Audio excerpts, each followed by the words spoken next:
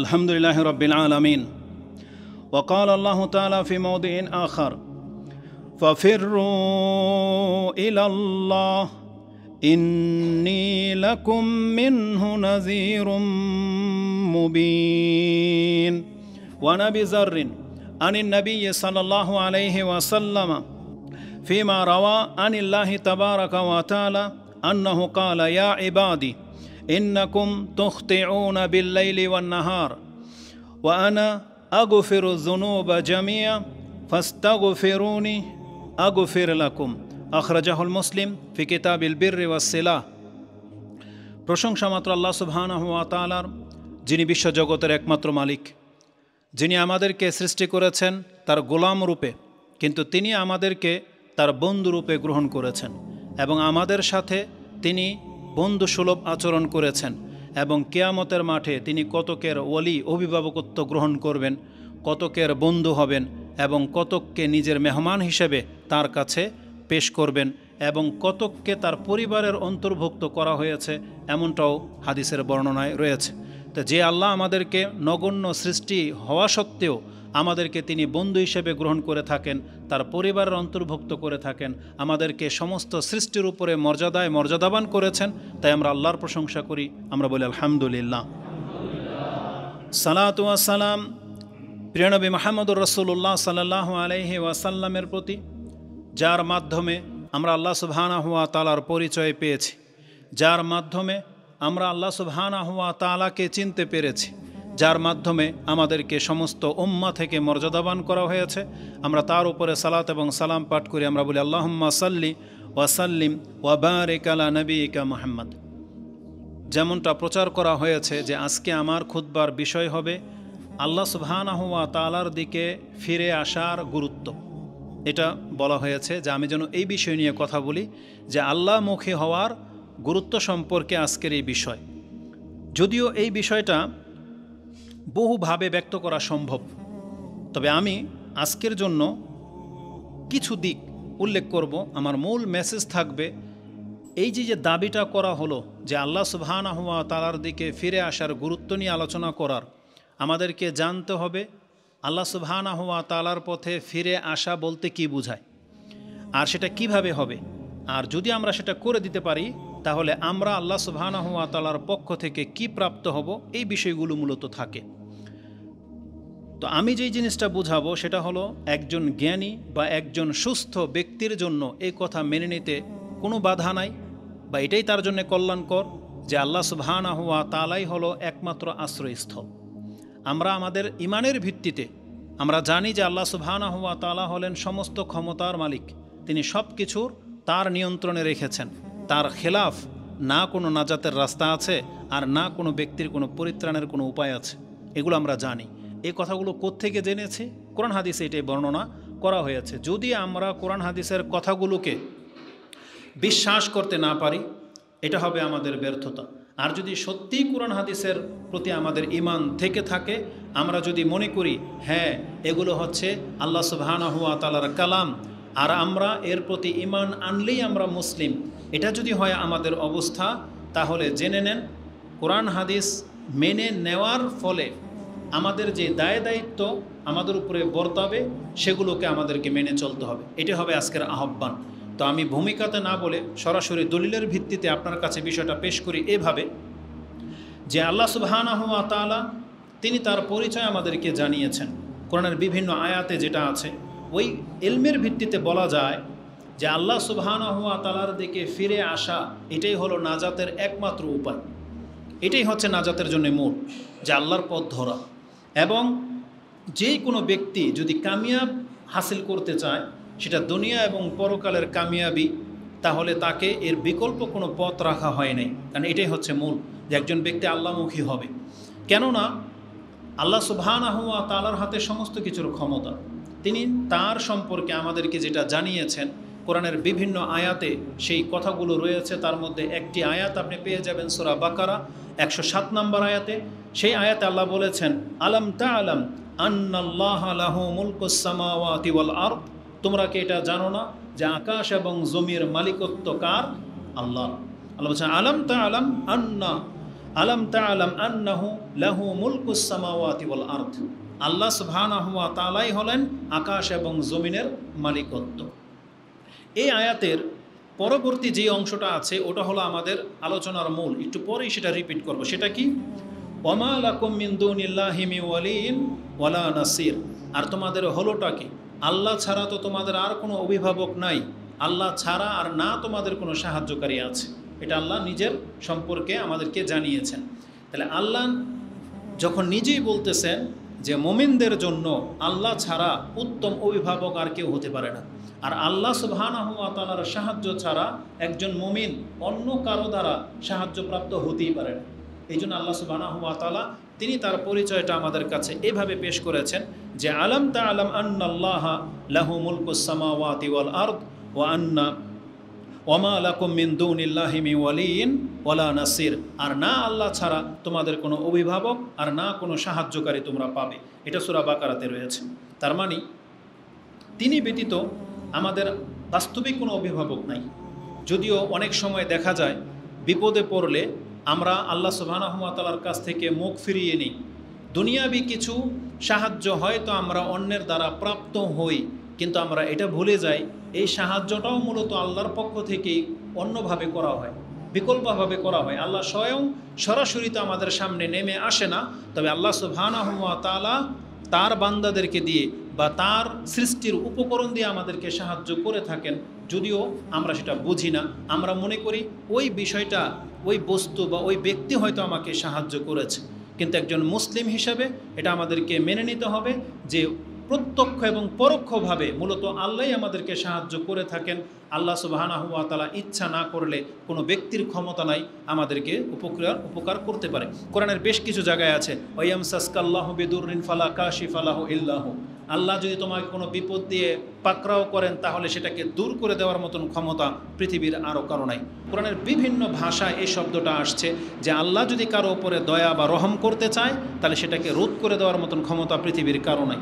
যেমনটা আব্দুল ইবনে আব্বাস রাদিয়াল্লাহু তাআলা আনহুমাকে রাসূলুল্লাহ সাল্লাল্লাহু আলাইহি ওয়াসাল্লাম শিক্ষা দিয়েছিলেন যে ইয়া গোলাম ইন্নী উআল্লিমুকা কালিমাত ইয়াহফাজিল্লাহ ইয়াহফাজুক ইয়াহফাজিল্লাহ তাজিদু তুজাহাক ইযা সাআলতা ফাসআলিল্লাহ ইযা ইসতানতা ফাসতাইন বিল্লাহ ওয়ালাম, এবং তুমি জেনে রাখো লাউ আন্না, তুমি জেনে রাখো পুরো কওম যদি তোমার উপকারার্থে এগিয়ে আসে তোমার কোনো উপকার করতে পারবে না ইল্লা মা কাতাবাল্লাহু লাক, যতটুকু আল্লাহ লিখে রেখেছেন ততটাই উপকার করতে পারবে। আর পুরো কওম, পুরো সমাজ যদি তোমার খেলাফ দাঁড়িয়ে যায় তোমার ততটা ক্ষতি করতে পারবে না, কেবলমাত্র অতটাই পারবে যতটা আল্লাহ তোমার ভাগ্যে লিখে রেখেছেন। তার মানে আল্লাহ হচ্ছেন মূলে, আর বাহ্যিকভাবে যেই লাভবান বা যেই ক্ষতি হয় এটাও আল্লাহ সুবহানাহু ওয়া তাআলার তাকদিরে ফয়সালা করে রেখেছেন।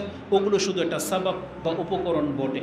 যেমন আমাদের জমিন থেকে দান তো হয়, বাহ্যিকভাবে দেখতে পাচ্ছেন পুকুর থেকে মাছ হচ্ছে, জমিন থেকে ধান হচ্ছে, কিন্তু এগুলোর পেছনে কোন শক্তি কাজ করে? আল্লাহ সুবহানাহু ওয়া তাআলা। আল্লাহ যদি বৃষ্টি না দেন, আল্লাহ যদি জমির উর্বরতাটাকে রোধ করে দেন, তাহলে আপনার হাজার মেহনত করার পরেও এই জমিন আপনাকে ধান উদ্গিয়ে দেবে না, কারণ বরকত হচ্ছে আল্লাহ সুবহানাহু ওয়া তাআলার হাতে। এই জন্য আল্লাহ বলে থাকেন বিয়াদিকাল খায়র, আল্লাহ তোমার হাতেই হচ্ছে সমস্ত কল্যাণ। এই শিক্ষাগুলো আমাদেরকে দেওয়া হয়েছে। তো এই আয়াতগুলোর মধ্যে আল্লাহর পরিচয়টা আমাদের কাছে তুলে ধরা হয়েছে যে আল্লাহ ছাড়া তোমাদের কোনো অভিভাবক আর তোমাদের কোনো সাহায্যকারী নেই। কোরআনের আরেকটি আয়াতে আল্লাহ সুবহানাহু ওয়া তাআলা তিনি তার পরিচয় সম্পর্কে আমাদেরকে এভাবে জানিয়েছেন, যেটা আপনি সূরা আলে ইমরানের ২৬ নম্বর আয়াতে পেয়ে যাবেন, যে আয়াতটা আপনারা প্রত্যেকেই জানেন। সেটা হলো কুলিল্লাহুম্মা মালিকাল মুলক তুতিল মুলকা মান তাশা ওয়া তুইজ্জু মান তাশা ওয়া তুযিল্লু মান তাশা। এইভাবে যে আয়াতটা আছে, আল্লাহ বলেছেন কুলিল্লাহুম্মা মালিকাল মুলকি তুতিল মুলকা মান তাশা ওয়া তানজিউল মুলকা মিম্মান তাশা ওয়া তুইজ্জু মান তাশা ওয়া তুযিল্লু মান তাশা বিয়াদিকাল খায়র ইন্নাকা আলা কুল্লি শাইইন কাদির। কোরআনের এই যে আয়াতগুলো আছে, এই আয়াতগুলোর প্রতি একজন মুসলিম ব্যক্তির যতটা ঈমান যেমন হওয়া উচিত ছিল, আমরা মুসলিম দাবি করি বটে, কিন্তু আমাদের ঈমান আসলে ওই রকম হয়নি যে আল্লাহ চাইলে কাউকে মালিকত্ব করতে পারে, আল্লাহ চাইলে কারো মালিকত্বকে ছিনিয়ে নিতে পারে, আল্লাহ চাইলে কাউকে সম্মানিত করতে পারে, আল্লাহ চাইলে কাউকে লাঞ্ছিত করে দিতে পারে। সমস্ত ক্ষমতার মালিক আল্লাহ, ইন্নাকা আলা কুল্লি শাইইন কাদির, এবং আপনি সব কিছুর উপরে ক্ষমতাবান। এটা যদি একজন মুসলিমের আকিদা হয়, বিশ্বাস হয়, তাহলে আমার মনে হয় এই জমিনে পথ চলতে গিয়ে তার অন্য কারো কাছে মাথা নত করার কোনো প্রয়োজন হতো না, বা সে কখনোই তার জীবন চলে যাবে কিন্তু অন্যের দ্বারস্থ সে হতো না। কিন্তু মূলত আমরা দেখা যাচ্ছে যে সামান্য ছোটোখাটো দুনিয়াবী বিপদ হোক বা যে কোনো ধরনের বিপদ হোক, আমরা আল্লাহর থেকে বেশি ব্যক্তি বা বস্তুর শরণাপন্ন হই। আমরা ব্যক্তি বা বস্তুর শরণাপন্ন হই, আল্লাহ সুবহানাহু ওয়া তাআলাকে ছেড়ে দিই। নেটের মধ্যে অনেক কিছুই আসে, তার মধ্যে ভালো কিছু মাঝে মাঝে আসে যেগুলো হয়তো কোরআন হাদিসের কথা না, কিন্তু এটা হচ্ছে বর্তমান বা যাদেরকে বুদ্ধিজীবী বলা হয়, যারা প্রকৃতি নিয়ে, সমাজ নিয়ে বা ভালো ভালো কথা দিয়ে ভাইরাল, তাদের কিছু কথার মধ্যে একটা কথা এরকম যে আল্লাহ সুবহানাহু ওয়া তাআলার কাছে আমি সব কিছু চাইলাম, আল্লাহর কাছে আমি চাওয়ার সব কিছুই চাইলাম, মানে যা যা আমার প্রয়োজন সবই আল্লাহকে চাই, আল্লাহর কাছে চাইলাম আল্লাহকে ছেড়ে দিয়ে। বিষয়টা হচ্ছে এরকম, মানে আমাদের অবস্থাটা হলো আমাদের অনেক কিছুর প্রয়োজন, আমরা এগুলো তলব করি, আমরা সব কিছুই চাই আল্লাহর কাছে, অথচ আল্লাহকে ছেড়ে দিয়ে, আল্লাহকে আমরা ধরতে জানি না, অথচ যেটা ছিল আমাদের মূল। তো মূল কথা হলো আল্লাহ সুবহানাহু ওয়া তাআলার পরিচয় যতটা বেশি একজন মুসলিমের অন্তরে গেঁথে যাবে, তার বাস্তবতার সাথে এলমের একটা বৈপরীত্য সে পাবে। এলেম বলবে তাকে এটা, কিন্তু বাস্তবতা সে দেখবে যে এর উল্টা। কিন্তু তার ঈমান যদি তার শিক্ষার উপরে সে অটুট থাকে, তাহলে দেখতে পাবে যেই শিক্ষাটা আমাদেরকে দেওয়া হয়েছে এটা আজ নয়তো কাল বাস্তবায়ন হবেই, কিন্তু আমরা তাড়াহুড়া করে ফেলি। কিন্তু নবীগণ তাদের ঈমানের সাথে তাদের বাস্তবতার মিল ছিল। ইব্রাহিম আলাইহিস সালাম তিনি আল্লাহর প্রতি ঈমান এনেছিলেন, তাকে আগুনে ফেলে দেওয়া হচ্ছে, কিন্তু আল্লাহর প্রতি ঈমান তার একটুও কমেনি। তার এলমের সাথে বাস্তবতার কোনো মিল পাচ্ছেন না, কারণ তার এলম হলো আল্লাহ তাকে বাঁচাবে, এটা তার জ্ঞান, তাকে দেওয়া হয়েছে, কিন্তু বাস্তবিক দেখতে পাচ্ছেন তাকে বেঁধে ফেলা হলো, আগুন জ্বালিয়ে দেওয়া হয়েছে, নিক্ষেপও করা হয়ে যাচ্ছে, কিন্তু এখনও কোনো সাহায্য আসতেছে না। এটা হচ্ছে বাস্তব বিমুখ তার এলম, কিন্তু তারপরেও তার এলমটাকে তিনি কাজে লাগিয়েছেন এবং তিনি বলেছিলেন হাসবুনাল্লাহু নি'মাল ওয়াকিল, মানে হাসবি আল্লাহ, আল্লাহ আমার জন্য যথেষ্ট, এটা তিনি বলতে পেরেছিলেন। বাস্তবিক কি ঘটেছিল? আগুনকে আল্লাহ সুবহানাহু ওয়া তাআলা ঠান্ডা করে দিলেন, আরামদায়ক করে দিলেন। মূসা আলাইহিস সালাম তার এলম ছিল যে আল্লাহ তাকে বাঁচাবে, এই জন্য তিনি বলেছেন কাল্লা ইন্না মা'য়া রাব্বি সায়াহদিন, আমার সাথে আমার রব আছে, তিনি আমাকে রাস্তা দেখাবেন, এটা তার এলম। এবং সেই এলমের উপরে তিনি অটুট থেকেছিলেন, যদিও বাস্তবতা তার উল্টা। বাস্তবতার উল্টা কি? ফেরাউন তাকে হত্যাও করতে চেয়েছিল, সৈন্যবাহিনী নিয়ে ফেরাউন তার পেছনে ধাওয়া পর্যন্ত করেছে, এমনকি সমুদ্রের কিনারায় পর্যন্ত এসে পৌঁছে গেছে যে পেছনে সমুদ্র, সামনে ফেরাউন, মৃত্যু ছাড়া আর কোনো উপায় নাই। এটা তার প্রত্যেকটা অনুসারীর অন্তরে গেঁথে গিয়েছিল যে আজকে আমরা মারা পড়ে যাব, যে মূসা এটা কী করলেন। কিন্তু মূসা বলতেছেন কাল্লা, কখনো হতে পারে না, ইন্না মা'য়া রাব্বি সায়াহদিন, আমার রব আমার সাথে আছে, তিনি আমাকে রাস্তা দেখাবেন। আল্লাহকে তাকে রাস্তা দেখান নাই? রাস্তা দেখিয়েছেন, উদ্ধারও করেছেন। তাহলে একটু পরে যে কি হবে, এটা হলো জ্ঞানীদের কাজ। তারা এটার উপরে অটুট থাকলেই আল্লাহ সুবহানাহু ওয়া তাআলার শর্তটা, আল্লাহর ওয়াদাটা সে পরিলক্ষিত হতে পারে, কিন্তু আমরা ততক্ষণ পর্যন্ত ধৈর্য ধারণ করি না। মুহাম্মদুর রাসূলুল্লাহ সাল্লাল্লাহু আলাইহি ওয়াসাল্লামকে বলা হয়েছিল আপনি দাওয়াতি কাজ করুন, আমি আপনাকে মানুষ থেকে বাঁচাবো। যেই দিন থেকে আল্লাহ এই ওয়াদা করে নিয়েছিলেন, সেই দিন থেকে মুহাম্মদুর রাসূলুল্লাহ সাল্লাল্লাহু আলাইহি ওয়াসাল্লামের জীবনে বহু আক্রমণ হয়েছে, তায়েফে হয়েছে, উহুদের যুদ্ধে হয়েছে, ইহুদিরা পাথর মেরে মেরে দিতে চেয়েছিল, বিষ খাওয়ানো হয়েছে, জাদু করা হয়েছে, কিন্তু আল্লাহ যেহেতু বলেছেন আমি আপনাকে উদ্ধার করব বা বাঁচাবো, আল্লাহ যতদিন তারা হায়াত রেখেছিলেন ততদিন পর্যন্ত কিন্তু তিনি বেঁচেছিলেন। তাকে ওই বিষ মারতে পারেনি, পাথর তার উপরে পড়েনি, জাদু তার উপরে প্রভাব ফেলতে পারেনি। আল্লাহ সুবহানাহু ওয়া তাআলা জাদুর পরে তাকে আবার সুস্থ করে দিয়েছেন একটা নির্দিষ্ট সময় পর্যন্ত। তা আল্লাহ সুবহানাহু ওয়া তাআলা তিনি তার ওয়াদায় অটুট, তিনি তার ওয়াদা খেলাফ করেন না। এই কথাও আমাদেরকে কোরআনে শিক্ষা দেওয়া হয়েছে যে ইন্নাল্লাহা লা ইউখলিফুল মিয়াদ, আল্লাহ তার ওয়াদা লঙ্ঘন করেন না, এটাও আমাদেরকে শিক্ষা দেওয়া হয়েছে। তার মানে কোরআনের যতগুলো আয়াত আছে আমরা জানি, কিন্তু আমাদের ঈমান তাজা করতে পারতেছি না। যদি সেটা আমরা করতে পারতাম তাহলে অবশ্যই আল্লাহ সুবহানাহু ওয়া তাআলার পক্ষ থেকে আমাদেরও সাহায্য করা হতো, যেভাবে নবীদেরকে করা হয়েছিল। আর এটাও আল্লাহর ওয়াদা।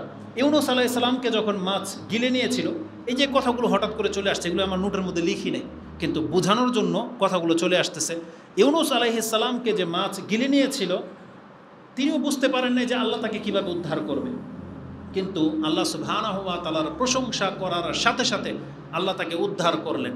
এবং আল্লাহ সুবহানাহু ওয়া তাআলা কী বলেছেন, এটা শুধু আমার নবীদের জন্য বলছেন না, আল্লাহ বলছেন ওয়াকাযালিকা নুনজিল মুমিনিন, এভাবেই আমি আমার মুমিন বান্দাদেরকে উদ্ধার করে থাকি।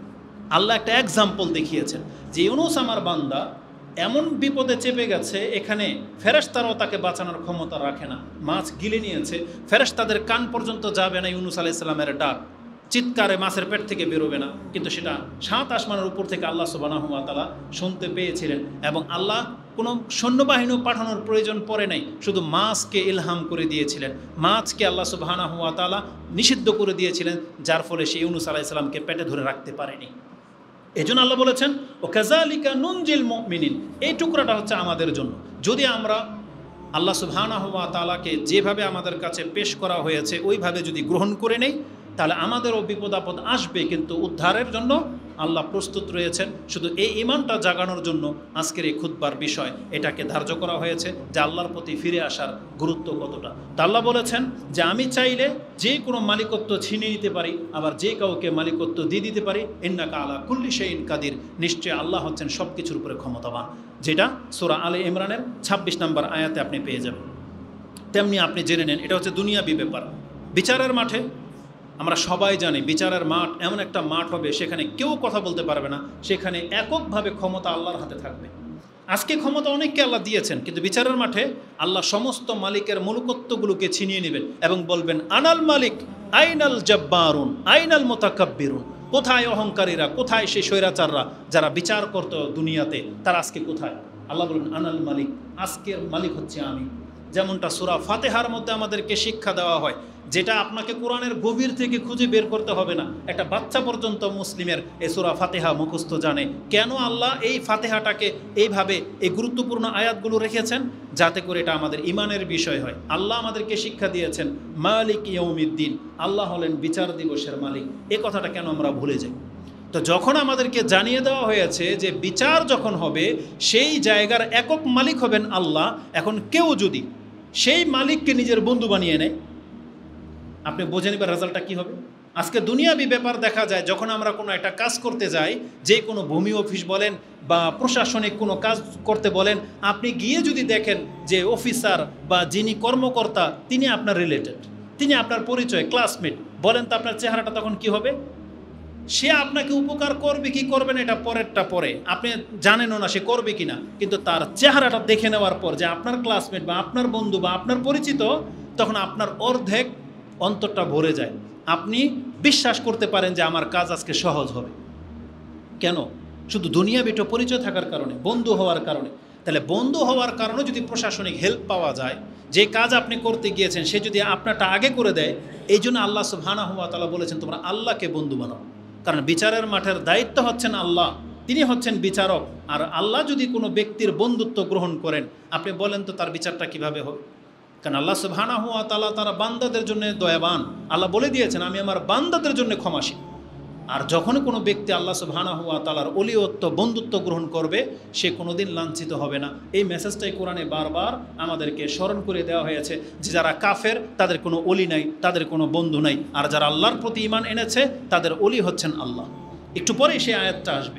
তা আমি যেটা আপনাকে দেখাতে চেয়েছি, বিচার দিবসের মালিক হচ্ছেন আল্লাহ, এটা আমাদেরকে ভুলে গেলে চলবে না। কারণ সেই দিন আল্লাহ সুবহানাহু ওয়া তাআলা ছাড়া আর কেউ কথা বলার পর্যন্ত ক্ষমতা রাখে না। এটা এমন একটা দিন আসতে যাচ্ছে।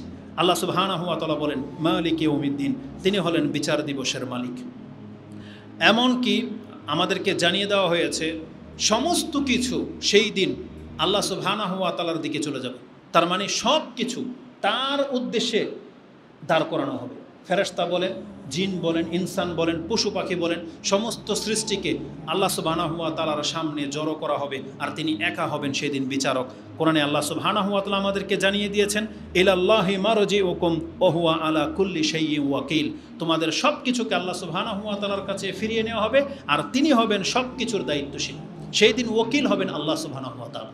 তার মানে যার ওকালতিতে, যার দায়িত্বে সব কিছু চলে যাবে, এখন তিনি যাকে উদ্ধার করবে সেই উদ্ধার পাবে, তিনি যাকে হালাক করে দিবেন তাকে উদ্ধার করার মতন সেই জায়গাতে আপনি আর কাউকে পাবেন।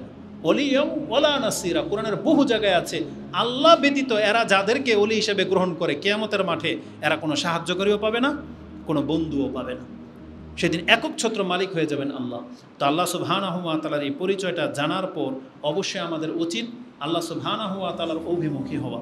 কোরআনে আল্লাহ সুবহানাহু ওয়া তাআলা তিনি কোরআনের এই আয়াতগুলো অসংখ্য জায়গায় আমি আপনার কাছ থেকে পেশ করতে সক্ষম। আরেকটা আয়াত নিয়ে নেন। এই আয়াতটা ছিল সূরা হুদ 11 নম্বর সূরা 4 নম্বর আয়াতে। তার পরের আয়াতটিতে রয়েছে যে আল্লাহ সুবহানাহু ওয়া তাআলা সেই দিন যাকে সহজভাবে হিসাব নেবেন বা যার জন্য চাইবেন দয়া করবেন সেই মুক্তি পাবে, আর সেই দিন আল্লাহ যার সাথে কঠোরতা করবেন তাকে নাজাত দেওয়ার মতন কেউ থাকবে না। বরং আল্লাহ সুবহানাহু ওয়া তাআলা তো আমাদেরকে এটা অপশন দিয়েছেন। বলো তো দেখি, কিয়ামতের মাঠে যারা আযাবের সম্মুখীন হবে আর যারা নিরাপত্তার সাথে আসবে এই দুই ব্যক্তিকে সমান? আল্লাহ সুবহানাহু ওয়া তাআলা কথাটাকে এইভাবে বলেছেন, যেটা আপনি সূরা ফুসসিলাত হামিম সাজদা 41 নম্বর সূরার 40 নম্বর আয়াতে পেয়ে যাবেন। আফামা ইউলকা ফিন্নারি খায়রুন আম্মা ইয়াতি আমিনান ইয়াউমাল কিয়ামা। বলো তো দেখি, যাকে সেদিন উল্টো করে জাহান্নামে নিক্ষেপ করা হবে এই ব্যক্তি উত্তম হবে, নাকি আম্মা ইয়াতি আমিনান ইয়াউমাল কিয়ামা, নাকি যেই ব্যক্তি নিরাপত্তার সাথে হাশরের মাঠে আসবে? তার মানে বোঝা যাচ্ছে যে পৃথিবীতে যারাই আমরা আছি এদের মধ্যে দুইটা দল আছে। একটা দল এমন হবে যারা লাঞ্ছিত অবস্থায় হাশরের মাঠে উঠবে, আরেকটা দল হবে এমন কিছু ব্যক্তিরা হবে যাদেরকে নিরাপত্তার সাথে হাশরের মাঠে উঠানো হবে। আল্লাহ কি বলেছেন? আম্মা ইয়াতি আমিনান ইয়াউমাল কিয়ামা, নাকি যেই ব্যক্তিকে নিরাপত্তার সাথে হাশরের মাঠে নিয়ে আসা হবে এই দুই ব্যক্তির মাঝে কে উত্তম? এটা আল্লাহ আমাদেরকে অপশন দিয়েছেন।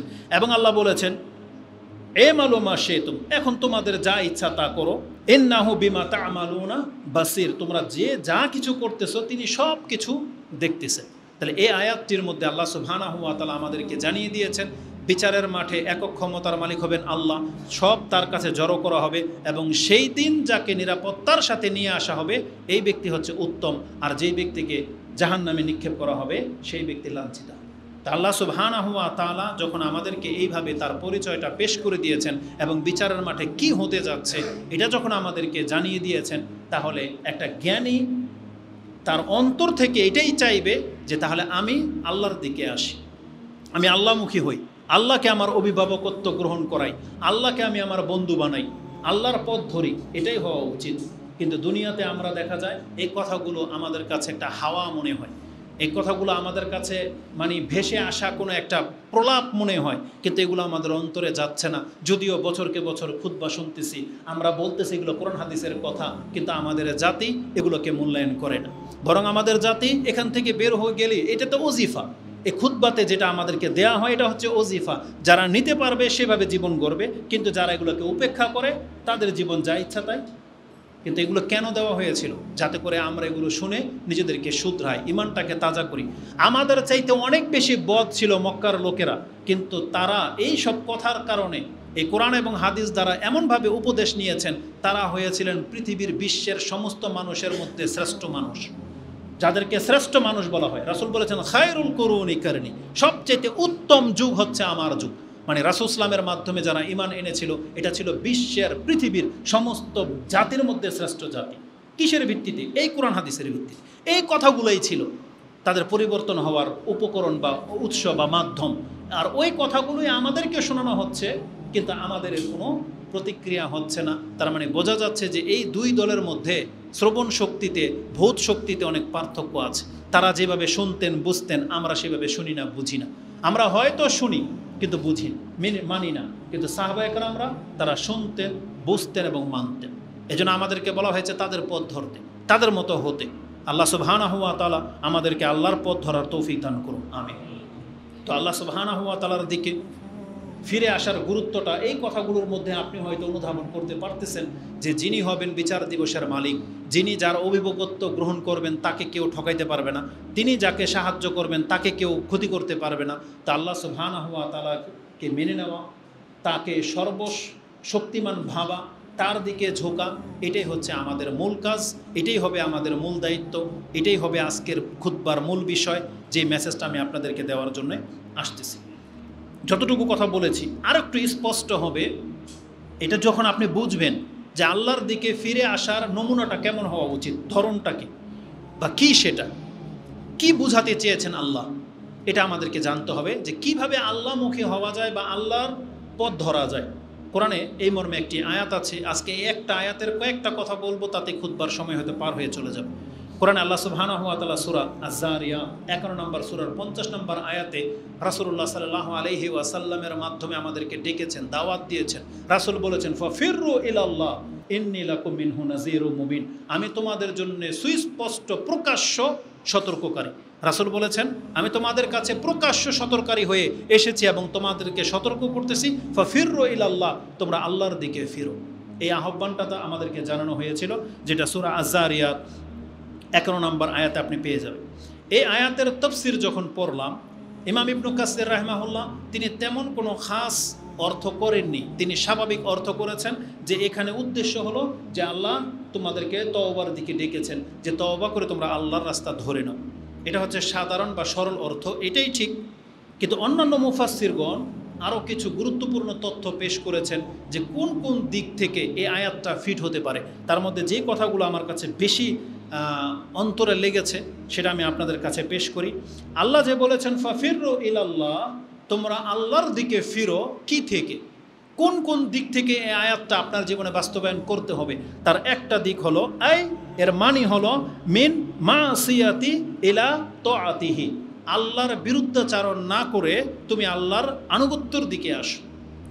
তার মানে আল্লাহ যে বলেছেন ফাফিরু ইলাল্লাহ, তোমরা আল্লাহর দিকে ফিরো, কি থেকে, মানে আল্লাহর নাফরমানি ছেড়ে দিয়ে তোমরা আল্লাহর আনুগত্যের দিকে ফিরে আসো। এই আহ্বান আমাদেরকে জানানো হয়েছে। আজকে অধিকাংশ মুসলিম যদি আমরা আল্লাহর আনুগত্যটাকে মেনে নেই, আমরা যদি আল্লাহর বিরুদ্ধাচারণ ছেড়ে দেই, তাহলে আমরা দুনিয়াতেও একটা সুন্দর পৃথিবী জাতিকে উপহার দিতে পারবো, যেমনটা সাহাবা একরামদের দ্বারা মক্কা মদিনা হয়েছিল। সেই লেশ আজও পর্যন্ত সৌদি আরবের মানুষ ভোগ করে যাচ্ছে।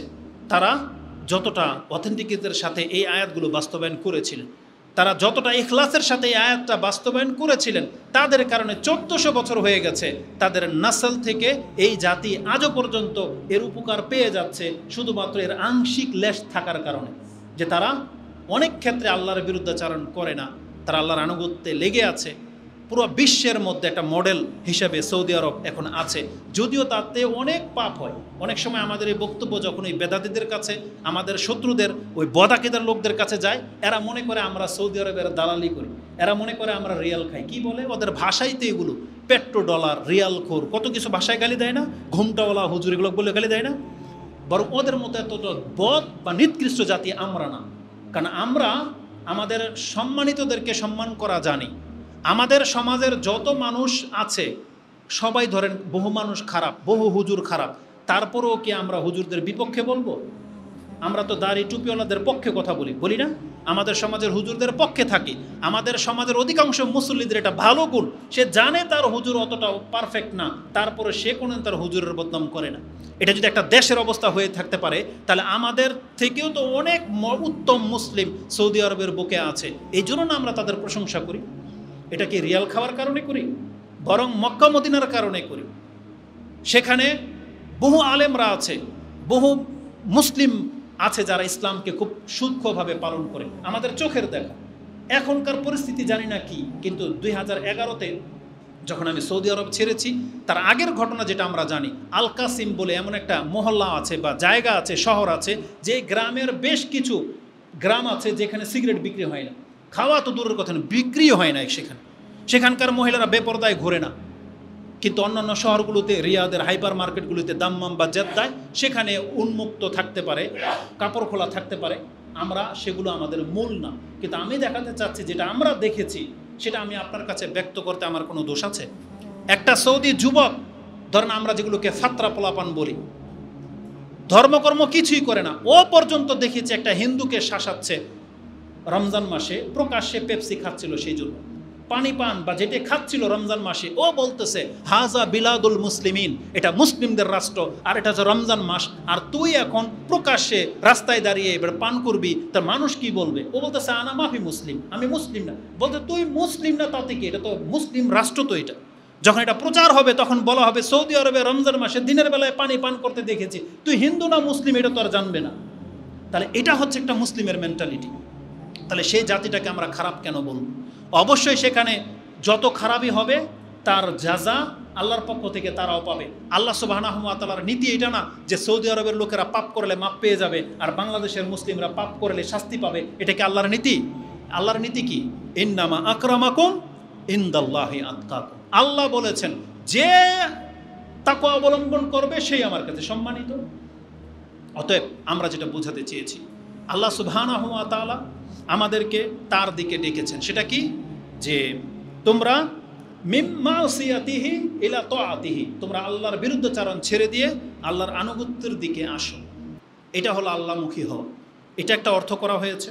দ্বিতীয় অর্থ করা হয়েছে মিন সাখাতিহি ইলা রাহমাতিহি, আল্লাহর অসন্তুষ্টির যে কাজগুলোতে আল্লাহ অসন্তুষ্ট হয় তুমি এই জীবন থেকে ফিরে আসো, আল্লাহর দয়ার দিকে আসো। যে কাজগুলো করলে আল্লাহর দয়া তোমার উপরে অর্পিত হবে তুমি সেই কাজগুলো করার চেষ্টা করো, আল্লাহর গজবের দিকে তুমি যেও না। এটা হলো আল্লাহর দিকে ফিরে আসার অর্থ করা হয়েছে। ওয়ামিন ইকাবিহি ইলা আফউইহি, আল্লাহ যে কাজ করলে তোমাকে ধরে নেবে আল্লাহর পাকড়াওয়ের রাস্তা ছেড়ে দিয়ে, আফউইহি যে কাজ করলে আল্লাহ তোমাকে ছেড়ে দিবে সেই রাস্তায় আসো। কত চমৎকার করে আমাদেরকে বোঝানো হয়েছে। আমরা প্রত্যেকে জানি কোন কোন কাজগুলো অপরাধ করলে আল্লাহ ধরে নেবে, এটা আমরা জানি। আল্লাহ বলেছেন তুমি ওই রাস্তাটাকে ছেড়ে দাও। আফউইহি, যেই রাস্তায় আসলে আল্লাহর ছাড় তোমার জন্য বরাদ্দ হয়ে যাবে তুমি সেই রাস্তায় ফিরে আসো। সেটা কি?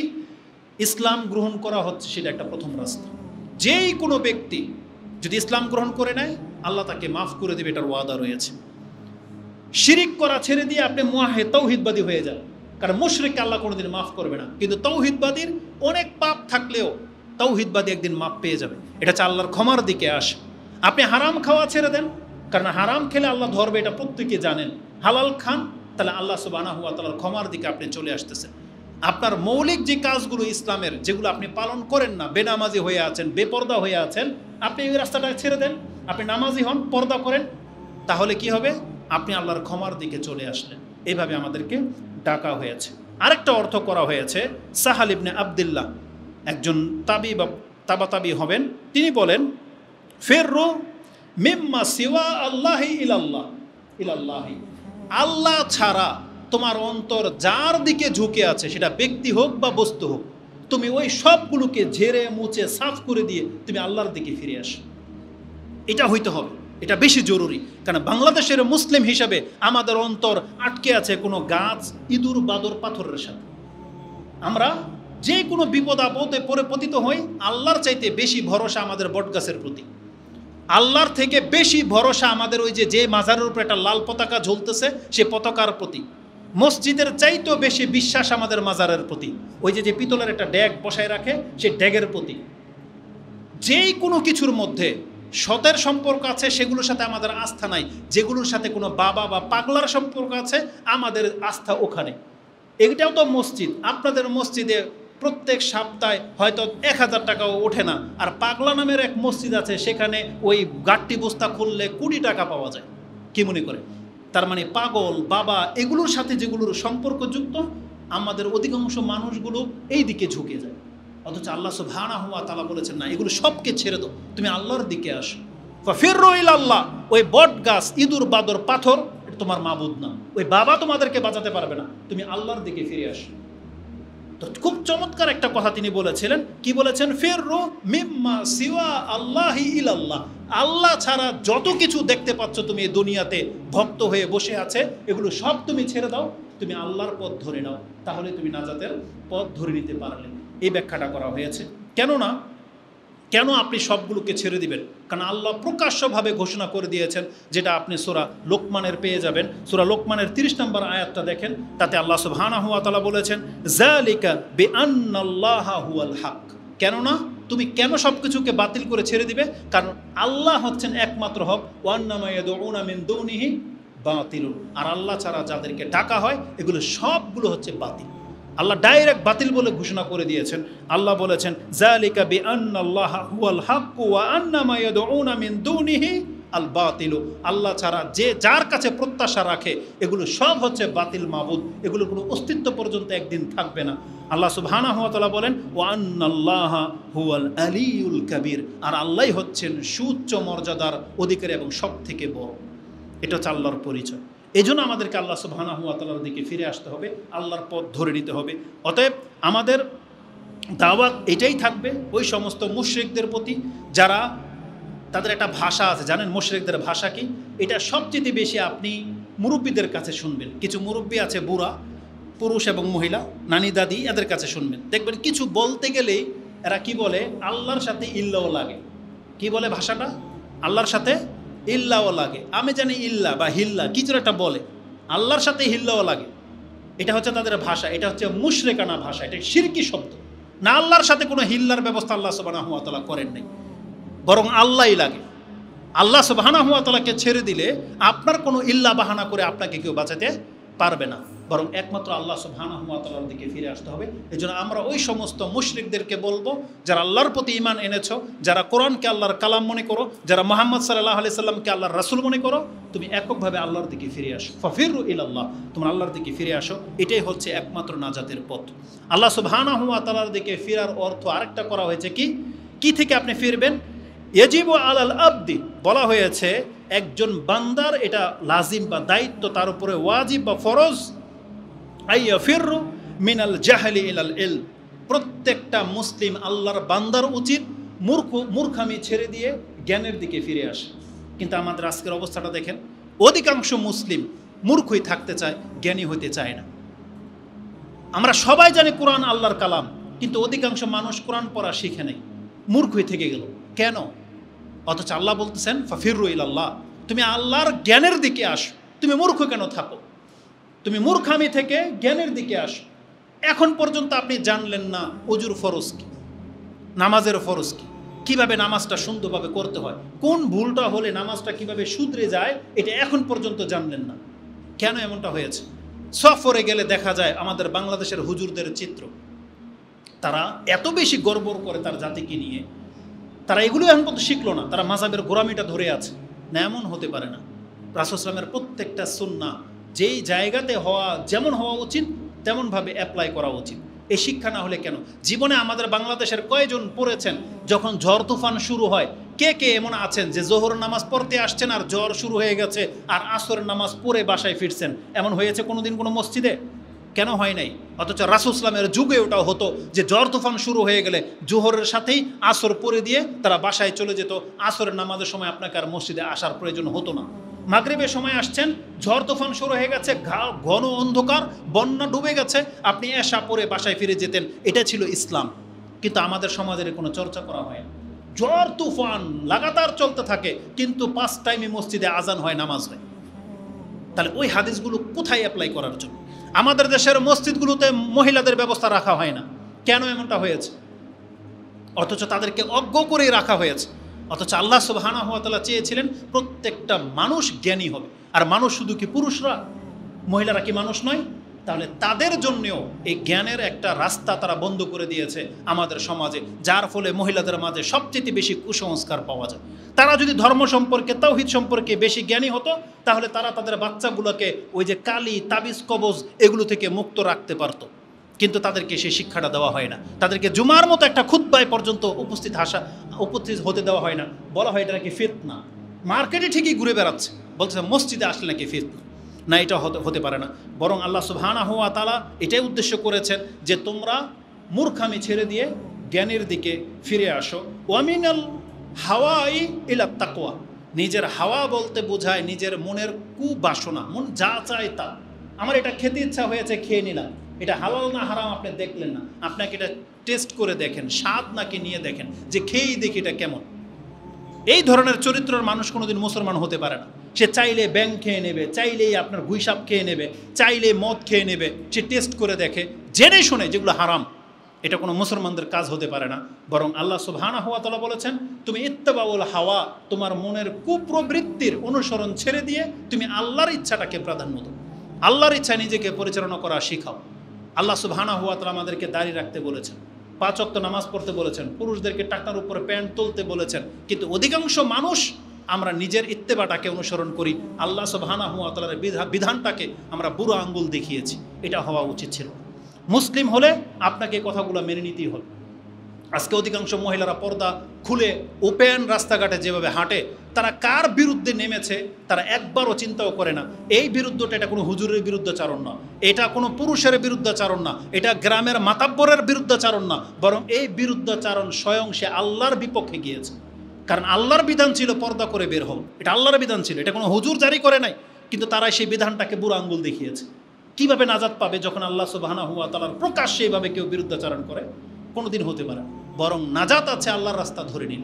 তা আল্লাহ সুবহানাহু ওয়া তাআলা আমাদেরকে ডেকেছেন। তাহলে এই অর্থগুলো পাওয়া যায়। সেটা কি? আপনি মূর্খামি ছেড়ে দিয়ে জ্ঞানের দিকে আসেন, তারপর নিজের কাম বাসনাটাকে ছেড়ে দিয়ে আল্লাহর ইতাতের দিকে আসেন, আল্লাহর ইচ্ছার দিকে আসেন। তৃতীয়ত হচ্ছে সন্দিহান বিষয় থেকে আপনি একিনের দিকে আসেন। এটা আজকে অধিকাংশ যুবকদের মাঝে বেশি আমরা দেখতে পাচ্ছি। আমাদেরকে ফোন দেওয়া হয় যে আমি এই ওয়াসওয়াসার রোগেতে ভুগি, নামাজে দাঁড়ালে তার ওয়াসওয়াসা শুরু হয়ে যায়, উজু নিয়ে তার ওয়াসওয়াসা, আল্লাহ নিয়ে তার ওয়াসওয়াসা, পরকাল নিয়ে তার ওয়াসওয়াসা। এটা কেন হয়েছে? এটা মূর্খামির কারণে হয়েছে। সারাদিন আমরা ইসলাম চর্চা করি না 1 মিনিট, আর মোবাইল নিয়ে ভিডিও নিয়ে পড়ে থাকি ঘন্টার পর ঘন্টা। তাহলে ওয়াসওয়াসাটা আপনার মাঝে আসবে না কার মাঝে আসবে? উচিত তো ছিল আপনি 10 ঘন্টা স্টাডি করবেন, তারপরে আপনার ওয়াসওয়াসা শেষ হবে না। কিন্তু আমরা অধিকাংশ মানুষ নামাজ পড়তে আসলেই নাকি তার ওয়াসওয়াসা শুরু হয়ে যায়। কেন হয়েছে? নামাজে দাঁড়ালে কেন আপনার মনে হয় যে আপনার লুঙ্গিটা পাক না না পাক? এটা কেন মনে হয় নামাজে? তার আগে কেন আপনি চিন্তাটা করলেন না? যার সন্দেহ আছে তাহলে আপনি আগে থেকে, আপনার তো আল্লাহ ওঢেল দিয়েছে। এমন না যে সাহাবা একরামদের যুগ একটা কাপড় নিয়ে জীবনযাপন করি, এটার মধ্যে প্রস্রাব পড়েছে না কি পড়েছে জানি না, কেমনে নামাজ হবে? আপনার তো 10টা আলমারিতে রিজার্ভ আছে। তাহলে পাল্টাই নিলে আপনার সমস্যাটা কোথায়?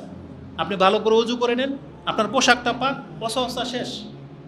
আপনি নামাজ একিনের সাথে পড়েন, তাহলে তো আপনার ওয়াসওয়াসা থাকে না। আল্লাহ আছেন এটা অন্তরে গেঁথে নেন। আপনি নাস্তিকতার বক্তব্য শুনতে যান কেন? যে নাস্তিকের বক্তব্য শুনলে আপনার মাথার মধ্যে সমস্যা তৈরি হয়ে যায়, আল্লাহ আছে না নাই এটা তৈরি হয়ে যায়, হাদিস সত্য না মিথ্যা এটা তৈরি হয়ে যায়। এমন আহলে কোরআন বা এমন নাস্তিকের বক্তব্য আপনাকে শুনতে বলছে কি? কে বলছে? যে আমি ক্লিক করে দেখি কি বলে। যখন আপনি দেখেন এটা ভণ্ডা, তাহলে ওর থেকে একটু হাসি তামসা নেওয়ার জন্য এটা ক্লিক কেন করলেন? এই হাসি ঠাট্টার ছলে আপনি ক্লিক করতে যাবেন, এমন একটা কথা আপনার কান শুনে নেবে যেটা আপনার অন্তরে আপনাকে বেধি তৈরি করে দেবে। কেন করলেন আপনি এটা? এই জন্য আপনি সব সময় যারা সঠিক কথা বলে কোরআন হাদিসের, তাদের বক্তব্য শুনবেন। প্রকাশ্যভাবে কোনো হুজুর যদি দেখেন এ মিথ্যা বলছে, সাথে সাথে ক্রস মেরে দেন। আপনার লাইফে কোনোদিন ওর বক্তব্য শুনবেন না, সেটা আমি হই আর যেই হোক, যদি আপনি না যাচ্ছেন। কারণ ওয়াসওয়াসা তৈরি হয় হক আর বাতিলের মিশ্রণ ঘটলে। আপনি শুধু হকের উপর থাকবেন, আপনার কোনো ওয়াসওয়াসা তৈরি হবে না। নাস্তিকতার কথা শুনতে গেলেই আপনার মধ্যে ওয়াসওয়াসা তৈরি হয়ে যাবে। এই জন্য আল্লাহ সুবহানাহু ওয়া তাআলা বলেছেন, না তুমি জ্ঞানের দিকে ফিরে আসো, মিনাশ শাক ইলাল ইয়াকিন, তুমি সন্দিহান বিষয় থেকে নিজেকে মুক্ত করে ইয়াকিনের দিকে নিয়ে আসো।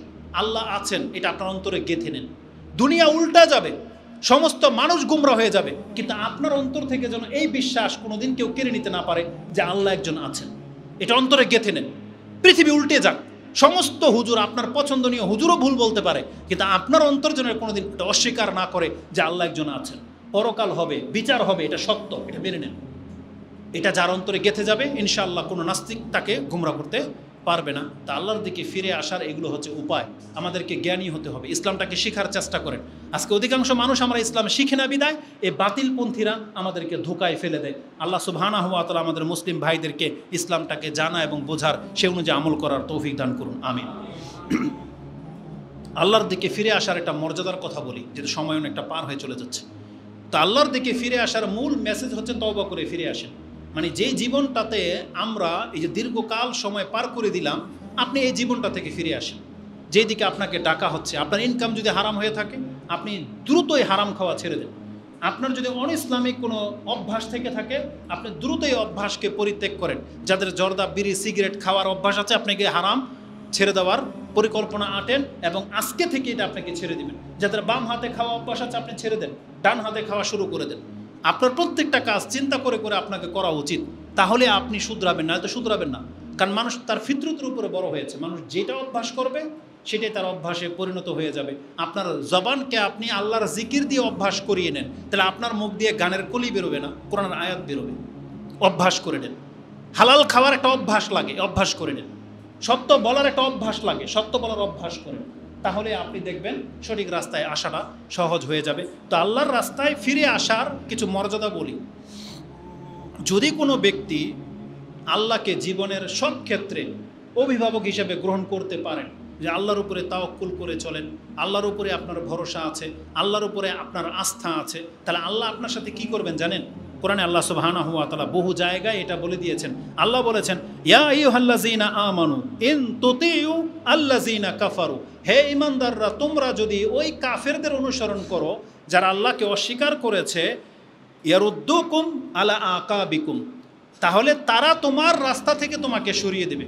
তুমি যে আল্লাহর পথে ছিলা, কাফেরদের কিছু কিছু আচরণ যদি আপনি ফলো করেন, তাহলে দেখবেন এই কাফেররা একদিন আপনাকে আল্লাহর রাস্তা থেকে সরিয়ে অন্যদিকে নিয়ে যাবে। আর যদি এটা করে তাহলে কি হলো? আল্লাহ সুবহানাহু ওয়া তাআলা বলেছেন, ফাতানকালিবু খাসিরিন, তাহলে তুমি যেন ক্ষতিগ্রস্তের রাস্তায় অবলম্বন হয়ে গেলে। এই জন্য আমাদেরকে কাফেরদের কোনো রীতিনীতিকে অবলম্বন করা যাবে না, বরং আল্লাহ সুবহানাহু ওয়া তাআলা বলেছেন, বালিল্লাহু মাওলাকুম, বরং আল্লাহ হচ্ছেন তোমাদের অভিভাবক, ওয়াল্লাহু খায়রুন নাসিরিন, আর আল্লাহ হচ্ছেন উত্তম সাহায্যকারী। আল্লাহ কাফেরদের এগেইনস্টে নিজেকে দাঁড় করিয়ে দিয়েছেন। তার মানে যারা আল্লাহকে অস্বীকার করেছে তাদের কোনো রীতিনীতি, তাদের কাছ থেকে কোনো থিওরি আপনি গ্রহণ করবেন না। তারা আপনাকে কোনো ভালো পরামর্শ দিতেই পারে না কোনোদিন। আপনি পরামর্শ নেবেন আল্লাহ সুবহানাহু ওয়া তাআলার কাছ থেকে, কারণ আল্লাহ বলছেন ওয়াল্লাহু খায়রুন নাসিরিন, আল্লাহ হচ্ছেন উত্তম সাহায্যকারী। এটা আল্লাহ আমাদেরকে জানিয়েছেন, যেটা আপনি সূরা আলী ইমরানের 149 এবং 150 নম্বর আয়াতে পেয়ে যাবেন। বরং আল্লাহ সুবহানাহু ওয়া তাআলা বলেছেন, ওয়াইন তাওয়াল্লাউ, যদি তোমরা মুখ ফিরাও তাহলে জেনে নাও, ফাআলামু আন্নাল্লাহা মাওলাকুম, আল্লাহই ছিলেন তোমাদের অভিভাবক, নি'মাল মাওলা ও নি'মান নাসির, কত উত্তম অভিভাবক আল্লাহ, কত উত্তম সাহায্যকারী হচ্ছেন আল্লাহ। এটা আপনি হয়তো দুনিয়াতে হয়তো আপনি অনেক সময় ফিল করেন না, কিন্তু জেনে নেন পরোক্ষভাবে আল্লাহ বহুভাবে কিন্তু আপনাকে ক্ষমা করে থাকেন।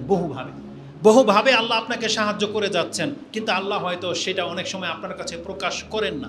যেমন আমরা পিতামাতা যারা, আমরা সন্তানদের অনেক ভালো চাই, কিন্তু সন্তানরা অনেক সময় এটা বোঝে না। মনে হচ্ছে যে বাপ মা ওর চাহিদাটা পুরো করতেছে না, ওর যে আবদার এটা মনে হচ্ছে পুরো করতেছে না, বাপ মা মনে হয় জুলুম করতেছে। কিন্তু বাপ মা ওকে পরোক্ষভাবে কতটা পছন্দ করে, কতটা ওর কল্যাণ চায়, এটা ও তখন বুঝবে যখন ওর মধ্যে পরিপক্কতা চলে আসবে, যখন ওই লেভেল পর্যন্ত পৌঁছে যাবে, ওরও যখন সন্তান হবে তখন ও বুঝতে পারবে যে এই সন্তানদের বয়সের সিদ্ধান্তটা কতটা ভুল হয়ে থাকে, যেটা বাপমার সিদ্ধান্তটা তার ক্ষেত্রে কতটা অথেন্টিক হতে পারে, এটা ওই বয়সে না পৌঁছলে ও বুঝতে পারবে না। ঠিক আল্লাহর ক্ষেত্রে আমাদের ঘটে, আল্লাহ যে আমাদের কতটা ভালো চান, কিন্তু এটা আমরা হয়তো দুনিয়াতে বুঝতে পারবো না, কিন্তু কিয়ামতের মাঠে যখন আল্লাহ এক এক করে আমাদেরকে দেখাবেন যে বান্দা তোমার জন্মের পর থেকে মৃত্যু পর্যন্ত আমি আল্লাহ তোমার সাথে কি করেছি তুমি একবার দেখো, দেখাবেন আল্লাহ সুবহান। প্রত্যেকটা নেয়ামতকে আল্লাহ স্মরণ করিয়ে দিবেন, যেটা রাসূল বলেছেন কিয়ামতের মাঠে প্রত্যেকটা নেয়ামতের হিসাব হবে। তার মানে কি? আল্লাহ আপনাকে দেখাবেন যে আমার এতগুলো নেয়ামতের মাঝে বান্দা তুমি বেঁচে ছিলা। অতএব আল্লাহর প্রতি আস্থাশীল হন। আল্লাহ সুবহানাহু ওয়া তাআলা আমাদের অকল্যাণ চান না, বরং আল্লাহ প্রকাশ্য বলেছেন আমি তোমাদের বন্ধু, আমি তোমাদের সাহায্যকারী, আমি তোমাদের অভিভাবক, আমার অভিভাবকত্ব গ্রহণ করো। এটা আল্লাহ সুবহানাহু ওয়া তাআলা কোরআনের বহু আয়াতে আমাদেরকে শিক্ষা দিয়েছেন। আল্লাহ বলেছেন, যেটা বলেছিলাম যে আল্লাহ, আপনি যদি আল্লাহকে অভিভাবক হিসেবে গ্রহণ করেন, আল্লাহ আপনার সাথে কি করে তার একটা আয়াত আল্লাহ সুবহানাহু ওয়া তাআলা সূরা বাকারাতে বলেছেন, আল্লাহু ওয়ালিউল্লাযিনা আমানু ইউখরিজুহুম মিনাজ যুলুমাতি ইলান নূর। প্রথম আল্লাহ যে কাজটা করে, আল্লাহর প্রতি যারা ঈমান আনে, আল্লাহ তাদেরকে অন্ধকারের জগৎ থেকে আলোর দিকে নিয়ে আসে। আজকে এটা আমি নিশ্চিত, আমি প্রত্যেকটা মুসলিমের সাথে এটা ওয়াদা করতে পারি, চ্যালেঞ্জ করতে পারি, এই যে আমরা যারা মুসলিম হয়েছি, আপনি জেনে নেন এই অন্তর থেকে আল্লাহকে মেনে নিতে যে পারলেন, এই বিষয়টা সাধারণ বিষয় ছিল না, কিন্তু আমাদের জন্য সহজ কেন হলো? এটা আল্লাহ চেয়েছেন বিদায়। তাই একটা অনেক বিচক্ষণ একটা কাফেরকে আপনি কোরআন হাদিস বেটে ওর মাথার মস্তিষ্কে ঢুকিয়ে দেন, তারপরও আল্লাহর প্রতি ঈমান আনতে পারতেছে না। আপনার সাথে যদি আমি এখানে যুক্তিতর্কে আসি, আপনি বিনা যুক্তিতে বলবেন যে না আল্লাহ আছেন, একজনই আছেন, এটাই সত্য, মেনে নিচ্ছে, আর কোনো যুক্তি চলবে না, প্রয়োজন না, এটা বলবেন। কিন্তু এই কথাটা একটা সাধারণ কথা না? এই কথাটা একটা কাফের বোঝে না কেন বলেন তো দেখি? একটা কাফের সাথে যুদ্ধ পর্যন্ত হয়, হত্যা হয়, যুদ্ধ হয়েছে, বদর উহুদ হয়েছে, মুহাম্মদ সাল্লাল্লাহু আলাইহি সাল্লামের মতন ব্যক্তিকে পর্যন্ত হত্যা করে দিতে চেয়েছিল। কি কারণে? শুধু এই কথাটার কারণে না যে আল্লাহ একজন আছেন। ওরা এই কথাটা মেনে নিতে পারেনি কেন বলেন? তাহলে বিষয়টা সাধারণ, আপনারা আমার কাছে মনে হচ্ছে কেন, কারণ আল্লাহ আমাদের জন্য সহজ করেছেন বিদায়, কিন্তু কাফেরদের জন্য বিষয়টা অতটা সহজ না। এই জন্য আল্লাহ বলেছেন মুসলিমদেরকে আল্লাহ অন্ধকার থেকে আলোর দিকে নিয়ে আসেন। এটা হচ্ছে আল্লাহ করে থাকেন, যেই ক্ষমতাটা অন্য কারো নাই। রাসূলুল্লাহ সাল্লাল্লাহু আলাইহি ওয়াসাল্লামের চাচা কিন্তু ইসলামের অনেক উপকার করেছিল। মুহাম্মদ সাল্লাল্লাহু আলাইহি সাল্লামকে সবচেয়ে বেশি উপকার কে করেছে? তার চাচা করে নাই? কিন্তু লা ইলাহা ইল্লাল্লাহ এই কথাটা বলতে তার বাধাটা কোথায় ছিল? কেন সে করলো না? কারণ তার আকল কাজ করেনি, তার এটা মেনে নেওয়ার মতো সে তৌফিক আল্লাহর পক্ষ থেকে হয় নাই। অথচ সামান্য একটা বাক্য ছিল, কিন্তু সে বলে নাই। কিন্তু আর আমি আর আপনি নির্দ্বিধায় বলে দিচ্ছি, নির্দ্বিধায় মেনে নিয়েছি। এটা কেন হলো? এটা আল্লাহ সুবহানাহু ওয়া তাআলার পক্ষ থেকে হয়েছে। অতএব যারা আল্লাহর প্রতি ঈমান আনবেন, আপনি নাস্তিকতা থেকে বেঁচে যাবেন। কিন্তু আপনার অন্তরে যদি আল্লাহ সম্পর্কে যদি দ্বিধাদ্বন্দ্ব তৈরি হয়, তখন আপনি হিটলারি করলেই আপনি ধোঁকা খেয়ে যাবেন, আপনি কিন্তু ক্ষতিগ্রস্ত হয়ে যাবেন। আল্লাহ সুবহানাহু ওয়া তাআলার দিকে ফিরে আসেন, তাহলে ঈমান আমলের উপরে থাকতে পারবেন। এটা আল্লাহ ওয়াদা নিয়েছে যে আমি আমার ওলিদেরকে অন্ধকার থেকে আলোর পথ দেখিয়ে থাকি। এটা আল্লাহর কাজ, এটা আল্লাহ করে থাকেন। আল্লাহ সুবহানাহু ওয়া তাআলা আমাদের সাথে কি করেন জানেন? এখানে আমরা যারা আছি কেউ কি কোনোদিন পাপ করেছেন? সবাই ফেরেশতা না? পাপ তো করেছেন না? আপনার কয়টা পাপ কেডায় জানে বলেন তো? আমি আর আপনি যত পাপ করেছে আমাদের সমাজের মানুষ জানে? জানে না, গোপন হয়ে আছে। কে করলো এটা? এটা আল্লাহ করে থাকেন। আল্লাহ নিজে বলেছেন আমি আমার বান্দাদের পাপকে গোপন করে থাকি। আল্লাহ সুবহানাহু ওয়া তাআলা ছাড়া এই কাজটা কেউ করে না। আল্লাহ বলছেন আমি আমার বান্দার পাপকে গোপন করে থাকি। এটা আল্লাহ মুসলিমদের সাথে করে। এবং আল্লাহ সুবহানাহু ওয়া তাআলা ওয়াদা করেছেন যেই মুসলিম আল্লাহর প্রতি ভালো ধারণা রাখে, তার যত পাপ গোপন হয়ে গেছে এটা গোপনই থাকবে। সে নিজে প্রকাশ না করলে আল্লাহ এটা প্রকাশ করবে না, এবং কিয়ামতের মাঠে আল্লাহ এগুলোকে ক্ষমাও করে দিবেন। আল্লাহ যে গোপন করে থাকেন এই সম্পর্কে মুসলিমের একটা হাদিস আমি আপনার কাছে পেশ করে দিতে পারি। রাসূল বলেছেন কুল্লু উম্মাতিন মুআফাত, আমার উম্মতের প্রত্যেকটা ব্যক্তি নাজাত পেয়ে যাবে, প্রত্যেকটা ব্যক্তি, ইল্লাল মুজাহিরুন, তবে প্রকাশ্যকারীরা ছাড়া। রাসূল বলেছেন যারা প্রকাশ করে দেয়, প্রকাশ্য পাপী, আল্লাহ তাদেরকে ক্ষমা করবে না। তার মানে যাদের দ্বারা গোপনে পাপ হয়ে গেছে, এখন আর পাপগুলো করেন না, কোনো বেলায় করে ফেলেছিলেন, কারো কিছু চুরি করা, মিথ্যা বলা, চুরি ডাকাতি বাটপারি যা কিছু করে ফেলেছিলেন অতীতে, এখন আর করেন না আপনি। এই যে আপনার পাপগুলো যে গোপন হয়ে গেছে, কিয়ামত পর্যন্ত আল্লাহ এগুলো আর প্রকাশ করবেন না যদি আপনি নিজে প্রকাশ না করেন। আর আমাদের বদস্বভাব কি জানেন? অনেক সময় আমরা নিজেরাই বন্ধু বান্ধবদের সাথে প্রকাশ করি, জানিস যে একটা সময় আমি মিউজিকের সাথে জড়িত ছিলাম, জানিস আমি অনেক মদ খাইছি, অনেক মহিলাদের সাথে আমার সম্পর্ক ছিল, আমি আগে ল্যাংটা হয়ে পুকুরে গোসল করতাম। এগুলো অনেক সময় প্রকাশ করে দেন, যেগুলো গোপন ছিল। কেন আপনি এগুলো প্রকাশ করবেন? কি লাভ আপনার? বরং আপনার ক্ষতি হলো। এই যে আপনি প্রকাশ করলেন না যে আমি এতকাল মদ খেয়েছি, এই জন্য আপনি শাস্তি পাবেন। কারণ রাসূল সাল্লাল্লাহু আলাইহি সাল্লাম বলেছেন ইল্লাল মুজাহিরুন, যারা প্রকাশ করে দেয় পাপ করে, তাদেরকে আল্লাহ মাফ করবেন না, তাদেরকে শাস্তি দিবেন। কিভাবে মানুষ প্রকাশ করে থাকে?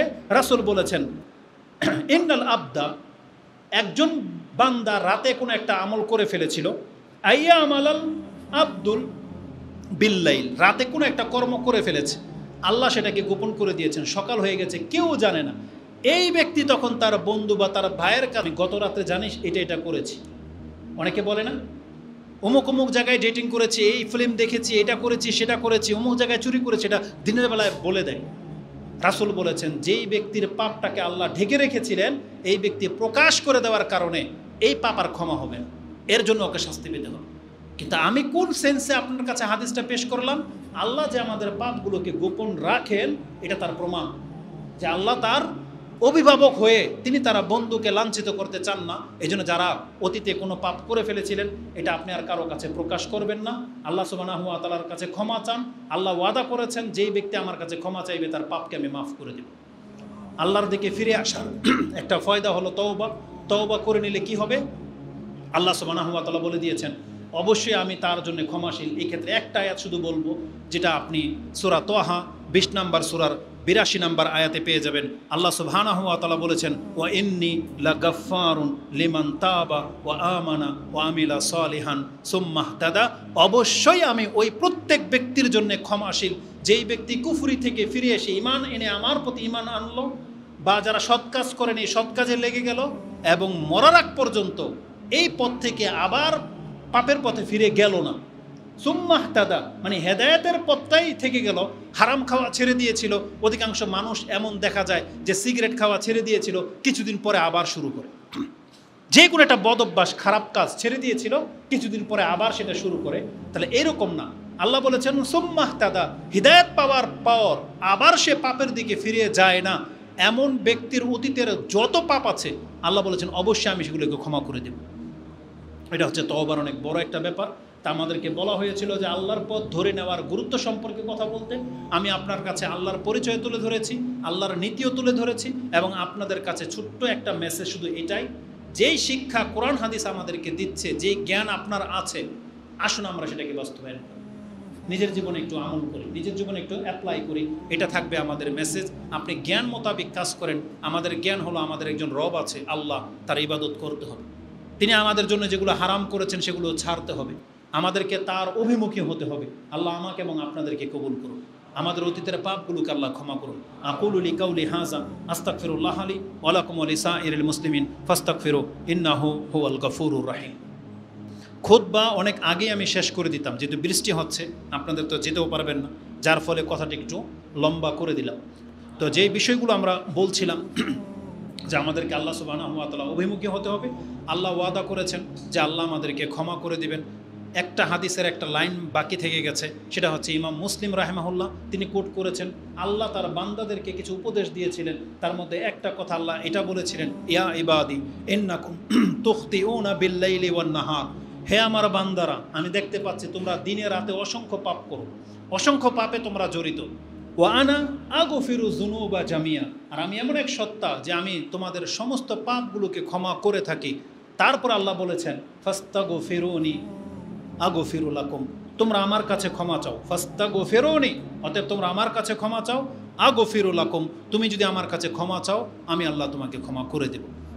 আল্লাহ আমাদেরকে এটা স্মরণ করে দিচ্ছেন যে আমরা যে পাপ করি এটা যে আল্লাহ দেখেন এমন না, আল্লাহ সব কিছু দেখতেছেন। আমরা অনেক সময় মনে করি যে আল্লাহ হয়তো দেখেন না, না, আল্লাহ সব কিছু দেখতেছেন।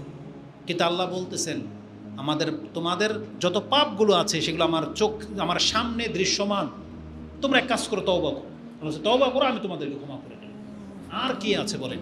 এই জন্য আমাদেরকে আল্লাহ সুবহানাহু ওয়া তাআলার কাছে তওবা করে ফিরে আসতে হবে। আমরা আল্লাহর কাছে ক্ষমা চাচ্ছি, আল্লাহ আমাদের অতীতের সমস্ত পাপগুলোকে আল্লাহ তুমি ক্ষমা করে দাও। এবং যেই বার্তা কোরআন এবং হাদিসের মাধ্যমে তুমি আমাদের পর্যন্ত পৌঁছিয়েছো, আল্লাহ এগুলোকে মেনে চলার, অন্তরে গেঁথে নেওয়ার এবং সে অনুযায়ী আমল করার তৌফিক দান করো। আমাদেরকে দুনিয়ার ধোঁকা থেকে আল্লাহ তুমি হেফাজত করো। পরকালের যে বার্তা আমাদের কাছে পৌঁছেছে, আল্লাহ আমাদেরকে পরকালমুখী হওয়ার তৌফিক দান করো। আমাদের ঘরগুলোকে, আমাদের সন্তানদেরকে আল্লাহ তুমি ইসলামের উপরে কায়েম রাখো। তাদেরকে অশ্লীলতা এবং এই বেহায়াপনা, এই সমাজের ফিতনা থেকে আল্লাহ তুমি মুক্ত রাখো। এবং আমাদের মা বোনদেরকে আল্লাহ ইসলামটাকে বোঝার এবং আমলে নিয়ে আসার তৌফিক দান করো। তারা যেন এটাকে রিয়েলাইজ করতে পারে, অন্তর থেকে যেন কোরআন হাদিসের চর্চা শুরু করে। আল্লাহ তাদের ঘরগুলোকে লাইব্রেরিতে পরিণত করে দাও এবং তাদেরকে উত্তম বিনিময় দান করো। তারা যেন আমাদের জাতিকে উত্তম সন্তান দিতে পারে, ওইভাবে উত্তম মা হিসেবে আল্লাহ তাদেরকে তুমি কবুল করো। আমিন ইয়া রাব্বাল আলামিন। সুবহানাকা আল্লাহুম্মা রাব্বানা বিহামদিকা আশহাদু আল্লা ইলাহা ইল্লা আনতা আস্তাগফিরুকা ওয়া আতুবু ইলাইক। ইবাদাল্লাহ রাহিমাকুমুল্লাহ, ইন্নাল্লাহা ইয়া'মুরুকুম বিল আদলি ওয়াল ইহসান ওয়া ইতাইযিল কুরবা ওয়া ইয়ানহা আনিল ফাহশাই ওয়াল মুনকারি ওয়াল বাগি ইয়াইযুকুম লাআল্লাকুম তাযাক্কারুন। উযকুরুল্লাহা ইয়াযকুরুকুম ওয়া লাযিকরুল্লাহি আকবার ওয়াল্লাহু ইয়া'লামু মা তাসনাউন। আসসালামু আলাইকুম ওয়া রাহমাতুল্লাহি ওয়া বারাকাতুহু।